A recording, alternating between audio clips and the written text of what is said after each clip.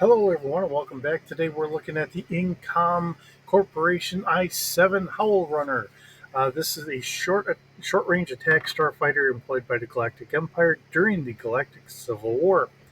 Um, this is a ship that was really designed for Wizards of the Coast when they had the Star Wars franchise for the role-playing game. So, the characteristics that we get from them: the Hull Runner was constructed around an aerodynamic fixed wing structure. Two fins jutted out from the sides of the craft, meaning meant to function as a rudimentary maneuvering flaps. Though the design was rather simple, it gave the Hull Runner a superior performance to the TIE IN starfighter in both space and atmosphere. Around 10 ABY, they cost roughly about 165,000 credits. The controls had a small learning curve, ensuring that nearly any pilot with the basic skills could control the craft, although only the most experienced could discover the true power of this starfighter. While the Hull Runner was fast and was able to um, hold their own against a Rebel T-65 X-wing starfighter or the BTL Y-wing starfighter, it was unable to match the speed of the newer fighters such as the E-wing escort fighters. The Hull Runner had a distinct advantage over the Empire's TIE series in that it possessed an onboard deflector shield. This protection, coupled with the starfighter's tiny profile and low mass, made the Hull Runner a hard ship to destroy. However, the craft was not meant for long space battles or pitched one-on-one combat. The Hull Runner's twin laser cannons were relatively weak, and while they were quite accurate, they were hindered by the fighter's rudimentary targeting system. In order to offset this weakness, though, the Empire sent multiple Howl Runners at an enemy at one time. Um, Hoping that the sheer volume of the fire from the multiple Howl Runners would be too much for their targets, as this was similar to the tactical doctrine used by the TIE fighters. Little adjustments, uh, little adjustment was required to integrate the Hull Runner into the Imperial squadrons. A history here that we have on Wikipedia: the I-7 Hull Runner was originally conceived and designed by the starfighter engineer Joe Ilswelly. After receiving an epiphany during a viewing of a pack of Hull Runners, dangerous carnivores from the planet Khmer, Oswani, I think I'm pronouncing it right, I'm sorry if I'm not, set out to create a spacecraft that emulated their unique predatory instincts. The creatures attacked in tight packs and were unyielding in their pursuit of prey. Two abilities that Inswilly thought could be incorporated into a squadron with the right steps. In this vein, Inswili unveiled a starfighter that, like its beastly namesake, had superior agility and speed. The Hull Runner was the first starfighter designed and mass-produced by Incom Corporation after the X-Wing's defection fiasco. The main point of building the Hull Runner in the first place was an attempt to divert attention from the company's failure to stop the defection of the X-Wing design team and the theft of the fighter's schematics.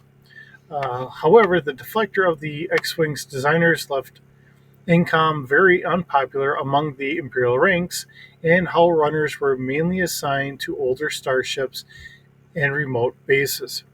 It was a rare sight indeed to find Hull Runners in the hangar of an Imperial class Star Destroyer, though it was not unusual for Victory class Star Destroyers to carry them.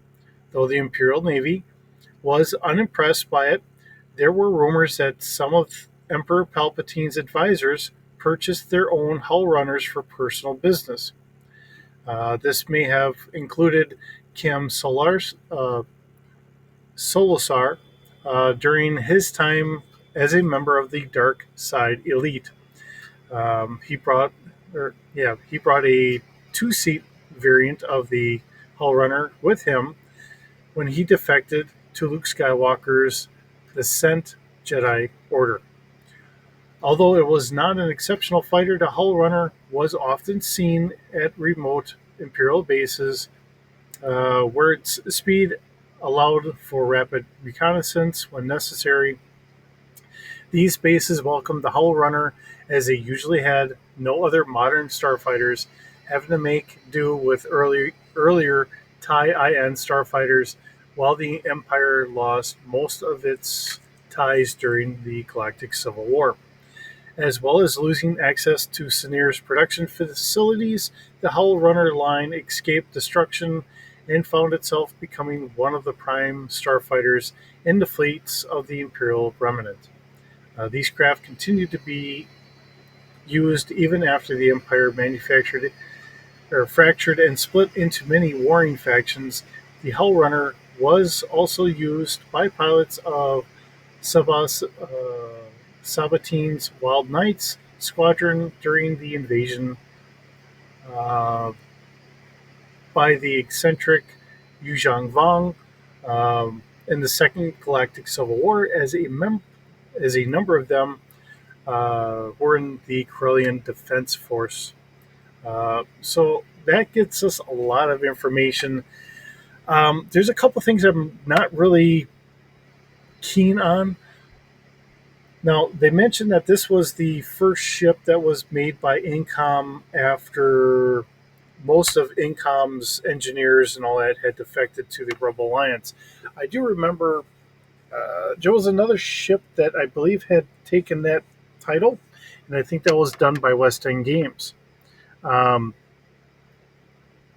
Now, maybe I'm wrong. Maybe I'm remembering things incorrectly, but I do want to say there was another ship that had that title, and it wasn't the Howlrunner. Now, like I said, maybe I'm wrong. Maybe I'm misremembering things, but I want to say that there was something else that was done, and it was another ship that was hastily put together and kind of poorly done, as they were desperate to really try and say, Incom is still here for the Empire, just like they had always been in the past. Um, Either way, that part of it I do fully agree with. Um, they were trying to get themselves back into good standing, which never really fully happened. Most of their best and brightest um, engineers and all that really jumped ship and went over to the Rebel Alliance. So it was hard for them to try and get that back. And later on in the novel series, Incom did really become something again with the New Republic, um, as they had redesigned the X Wing into different variations of what came later. Um, and this is still based off the original X-wing, not what we get from Disney's X-wing with the T-70 and the T-85s and stuff like that. These were all, I think, they were all really considered the T-65s, but there again, when we get to them, we'll, you know, there are variants, and we'll get to them at some points here. Um, but let's take a look and see what we got here for our stats. All right, so as we look at our stats here, and I'm trying to, unfortunately, I'm behind the gun here, and I'm trying to do this a little bit faster than I normally am, um, mainly because of just hectic work schedule. So I apologize that I haven't tried to get the Starfighter fixed and some of these things here. So this is um, aligned with the Galactic Empire during the New Republic era. Uh, its starfighter scale. It is a multi-environment attack fighter. Um, we are looking at a ship that is roughly about 11.4 meters. Um, has a crew of one. Let's see. We have an 80 kilogram cargo capacity, which is actually almost double what we normally see. Has consumables for 2 days. And of course, a cost of 165,000 credits. We do have a maneuverability of 3D plus 1, so it is fairly nimble. Space of 9, so our Y wings, I believe, were an 8. Our X wings, I think, were about a 10, so it's not quite as fast as the X wing, but it is faster than the old Y wings. But do please keep in mind the Y wings were old bombers really designed during the Clone Wars. And then they got, you know, when we finally see them in Star Wars, which A New Hope and all that, I mean, you really look at it, they don't have all the extra cowlings on top of the engines and all that. A lot of stuff is kind of exposed. Um, they've done a lot of tinkering to everything, but it's a little bit of a stripped down fighter bomber than what it originally was. Um, so with our space being 9, our atmosphere, we are at 1,300 kilometers an hour. We do have a hull of 4D, a shields of 1D plus 1. So in comparison to the TIE fighters, this is a very upgraded hull, and the fact that we do have a little bit more rudimentary shields, but they are shields nonetheless, so they are helping to sustain this fighter in a firefight for a little longer than our standard TIE fighters would do. Okay, so sensor wise, we can do our passive scan out to about 2 kilometers at a 0D, an active scan out to 4 kilometers with a 1D. Our search goes to 5.5 kilometers at a 2D, and a focus of 300 meters at a plus 3D to our roll. And it has only the 2 weapons here, so we only have the 2 laser cannons. These are fire linked. If I can put the fire all together here. Okay, and this is going to be at Starfighter scale. It has a nice fire control computer, so that is a 3D instead of our standard, usually like a 2D. And apparently, I didn't do a very darn good job here, did I? When I was grabbing this, how did I miss our weapon damage? Apparently, I did, but anyways, I missed part of this too. Okay, so as we get this all, oops,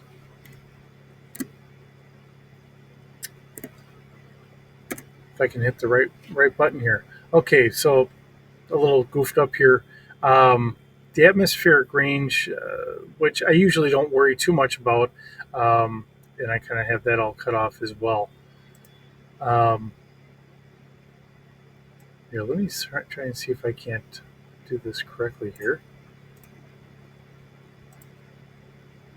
and then try and get it all put in.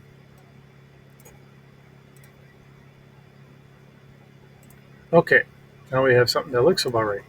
Okay, um, we have a damage that is a 5D plus 2. So, this is a little bit better than what our standard TIE fighter is, because our standard TIE fighter does, the TIE IN does 5D damage. The original TIE, I believe, only did 4D damage with two laser cannons.